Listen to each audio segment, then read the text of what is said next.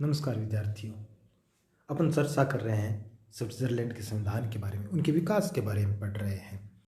तो पिछली कड़ी से आगे बढ़ते हुए अपन पहले पढ़ चुके हैं कि स्विट्जरलैंड विभिन्न कैंटन एक होकर एक राज्य मंडल यानी एक लीग की स्थापना की, लेकिन जो 13 कैंटन थे उनकी शासन व्यवस्था अस्त व्यस्त रही। इस कारण से वो सही ढंग से काम नहीं कर सकी।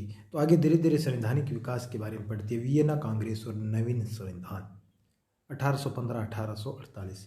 1813 में नेपोलियन की पराजय के पश्चात यूरोप के संयुक्त राज्यों ने 1814 में स्विस डाइट को एक नया संविधान बनाने के लिए विवश किया। इस नवीन व्यवस्था को पैक्ट ऑफ पेरिस कहा जाता है और 1815 की वियना कांग्रेस ने इस नवनिर्मित संविधान को स्वीकार कर लिया। यानी यहाँ अपन पहले ये पढ़ चुके हैं कि एक समय ऐसा आया जब फ्रांस के नेपोलियन ने स्विट्जरलैंड के कैंटनों पर अपना आधिपत्य कायम कर लिया, लेकिन नेपोलियन की बाद में पराजय हो गई और पराजय के बाद में चूँकि यूरोप के संयुक्त राज्यों ने मिलकर उनको पराजित किया था, तो इन यूरोपीय राज्यों ने स्विट्जरलैंड के लिए नया संविधान बनाने के लिए कहा और नया संविधान बनने के बाद में इन यूरोपीय राज्यों ने स्वीकार कर लिया। वियना कांग्रेस द्वारा जहाँ स्विट्जरलैंड की आंतरिक व्यवस्था निर्धारित की, वहीं राष्ट्रीय राजनीति में स्विट्जरलैंड की स्थायी तटस्थता की घोषणा कर इसकी वैदेशिक स्थिति भी निर्धारित कर दी। वियना कांग्रेस का यह निश्चित रूप से सर्वाधिक महत्वपूर्ण कार्य था जिसे वर्तमान समय तक मान्यता प्राप्त है। स्विट्जरलैंड अंतर्राष्ट्रीय क्षेत्र में पूरी तरह से तटस्थ रहा है और आज भी तटस्थ है, तो ये वियना कांग्रेस की देन है। यहीं से स्विट्जरलैंड विश्व के दूसरे देशों के न तो आंतरिक मामलों में हस्तक्षेप करता है, न वो स्वयं स्वीकार करता है। इसी समय स्विस राज्य संघ की सदस्य संख्या 22 हो गई, यानी जो पहले अपन 13 पढ़े थे कैंटन, अब फिर उसके बाद में 22 हो गई। यह जर्मन, फ्रेंच और इटालियन 3 भाषाओं से संबंधित लोगों का बहुभाषी राज्य हो गया।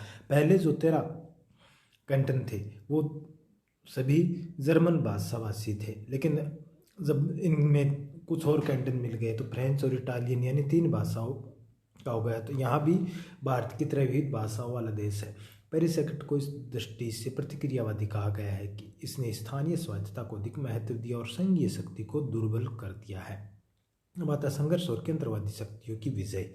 1815 में नवीन व्यवस्था लागू किए जाने के बाद से ही, यानी जो नया संविधान 1815 में बना था, कैंटनों के मध्य संवैधानिक और धार्मिक मतभेद तथा उसके परिणाम स्वरूप संघर्ष प्रारंभ हो गए। इस संघर्ष के 2 पक्ष थे। एक पक्ष था सुधारवादी प्रोटेस्टेंट और दूसरा पक्ष था प्रतिक्रियावादी कैथोलिक कैंटनों का सुधारवादी पक्ष, जिसे रेडिकल्स का नाम भी दिया जाता है। यह अधिक एकात्मक और केंद्रीकरण का समर्थक था, लेकिन प्रतिक्रियावादी पक्ष, जिसे फेडरलिस्ट का नाम दिया गया है, कैंटनों के लिए अधिक स्वायत्तता चाहता था। यानी एक पक्ष चाहता था कि शक्तियाँ केंद्र के पास हो, जबकि दूसरा पक्ष चाहता था कि कैंटनों को अधिक स्वायत्तता मिले और केंद्र के पास से कम शक्तियाँ मिली। यानी एक दूसरा पक्ष चाहता था संघात्मक व्यवस्था को। 1847 में संघर्ष अपने चरम उत्कर्ष पर पहुंच गया, जबकि 7 कैथोलिक कैंटनों ने राज्य मंडल से पृथक होकर अपने लिए पृथक संघ सुंदरबंद की स्थापना का प्रयत्न किया। 19 दिन के इस गृह युद्ध में राज्य संघ की सेनाओं ने कैथोलिक कैंटनों की सेनाओं को पराजित कर दिया और केंद्रवादी पक्ष की विजय ही हुई। यानी जो पक्ष चाहता था संघ को, केंद्र को ज़्यादा शक्तियाँ देना, तो उनकी विजय हुई। अब सन 1848 में एक नया संविधान बन गया, यानी 1815 में जो संविधान बना वो भंग हो गया। युद्ध की समाप्ति पर संघीय डाइट ने अनुभव किया कि केंद्रीय सरकार पर्याप्त शक्तिशाली होनी चाहिए, जिससे वह बाहरी आक्रमणों का सामना कर आंतरिक क्षेत्र में शांति और व्यवस्था बनाए रखने का सफलतापूर्वक प्रयास करे। अतः तदनुसार शासन प्रणाली में परिवर्तन करने के लिए 1848 में 14 सदस्यों के एक आयोग की नियुक्ति की गई। लगभग 50 दिन के परिश्रम से इस आयोग ने संविधान का एक प्रारूप तैयार किया, जिसे 5 अगस्त से 2 सितंबर तक विभिन्न कैंटनों में लोक निर्णय लिया गया। लोक निर्णय में जनता द्वारा भारी बहुमत से स्वीकार किए जाने और 22 में से 15.5 कैंटनों द्वारा इसे स्वीकार किए जाने पर नया संविधान 12 सितंबर 1848 से लागू हो गया। रेपार्ड के शब्दों में इस संविधान ने लगभग 5.5 सदी से चले आ रहे कैंटनों के संघ को एक राज्य के रूप में परिणत कर दिया। अब यहाँ से यानी 1848 से स्विट्जरलैंड का वर्तमान स्वरूप अस्तित्व में आ गया, जो लगभग पिछले 550 वर्षों तक जो एक लंबा इतिहास रहा, उसकी परिणति 1848 में जाकर नए स्वरूप में स्विट्जरलैंड की हुई। सन 1870 का पूर्ण संवैधानिक संशोधन। सन 1848 में निर्मित संविधान के अंतर्गत संविधान के पूर्ण संशोधन और आंशिक संशोधन की व्यवस्था की गई। इस व्यवस्था के अंतर्गत अब संविधान में 57 संशोधन किए जा चुके हैं, लेकिन इस पूर्ण संशोधन 1870 में ही किया गया और इसी का सर्वाधिक महत्व है। वर्तमान स्विस शासन प्रणाली का मूल आधार 1848 में निर्मित और 1874 में संशोधित किया गया संविधान ही है। यहाँ ये भी ध्यान देने योग्य बात है कि 1848 में बना संविधान में अब तक 57 संशोधन हुए हैं। तो कहने का तात्पर्य कि स्विट्जरलैंड का संविधान भी बड़े कठोरता से संशोधन किए जाते हैं। यानी संशोधन की प्रक्रिया एक विशेष प्रक्रिया, जिसके कारण संशोधन अभी तक कम हुए हैं। यानी इस संविधान में ये भी व्यवस्था की गई है आंशिक संशोधन की और पूर्ण संशोधन की। तो अब तक एक बार 1870 में पूर्ण संशोधन किया गया है। सन 1870 का पूर्ण संशोधन के आधार पर 4 दिशाओं में परिवर्तन किए गए। एक तो शासन शक्ति में अधिकांश का केंद्रीयकरण, दूसरा प्रत्यक्ष प्रजातंत्र की दिशा में प्रगति, तीसरा आर्थिक तथा सामाजिक क्षेत्र में अधिकाधिक राजकीय हस्तक्षेप और चौथा धार्मिक महंतों की शक्ति पर प्रहार तथा समाप्ति। संविधान के इस पूर्ण संशोधन में 1848 के संविधान की 14 धाराएं बिल्कुल रद्द कर दी गई और 40 संशोधन हुए तो 21 धाराएं नई धाराएं बनाई गई। यह संविधान 19 अप्रैल 1870 को जनता और राज्यों के बहुमत द्वारा स्वीकार कर लिया गया। यह संशोधन संविधान 11 मई 1870 से प्रभावी हुआ। पूर्ण संशोधन का एक महत्वपूर्ण कार्य संघीय सरकार की समस्त सेना पर नागरिक सत्ता का पूर्ण आधिपत्य स्थापित करना था। यानी सैनिक शक्ति को प्रभाव को कम करना था और नागरिक सत्ता का उस पर नियंत्रण करना था।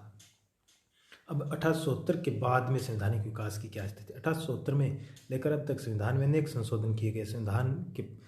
संशोधन के परिणाम स्वरूप संघीय सरकार की शक्तियों का और केंद्रीकरण हुआ है।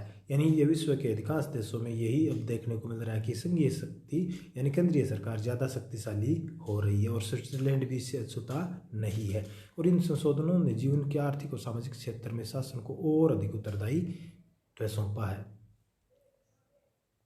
इसके साथ ही कानून निर्माण में लोक निर्णय को अपनाकर लोगों को कानून निर्माण में पहले से अधिक भूमिका और शक्ति प्रदान की गई। यानी वहाँ स्विट्जरलैंड के संविधान में कोई भी संशोधन करना होता तो वहाँ जनता के सामने उसको लोक निर्णय के लिए रखा जाता, रेफरेंडम के लिए रखा जाता। जब जनता उनको स्वीकार करती है तब वो संशोधन मान्य होता है। तो वहाँ जनता की भूमिका ज़्यादा है। यानी एक तरह से प्रत्यक्ष लोकतंत्र के कुछ लक्षण पाए जाती है स्विट्जरलैंड के संविधान में। 1935 में एक आंदोलन के माध्यम से मांग की गई कि स्विट्जरलैंड के संविधान में पूर्ण संशोधन होना चाहिए। इस आंदोलन के समर्थक चाहते थे कि कैंटोनों की शक्तियों में वृद्धि की जाए, विधानमंडलों के चुनाव व्यावसायिक प्रतिनिधित्व के सिद्धांत के अनुसार होता था, अंततः स्विट्जरलैंड में एक निम्नात्मक राज्य की स्थापना की जाए। किंतु यह मांग अस्वीकृत कर दी कि वर्तमान समय में स्विस संविधान में पूर्ण संशोधन की कोई संभावना नहीं है। अब आता 1998 में निर्मित और 1999 में लागू किया गया संविधान। स्विट्जरलैंड के समस्त शासन व्यवस्था का संचालन 1848 में निर्मित और 1870 में पूर्ण संवैधानिक संशोधन के आधार पर संशोधित संविधान के आधार पर किया जाता रहा। लेकिन 150 या लगभग 125 वर्षों की परिस्थिति यानी 1848 में लागू हुआ और 1870 में उसको पूर्ण संशोधित किया गया, बहुत सारे भाग को संशोधित किया गया।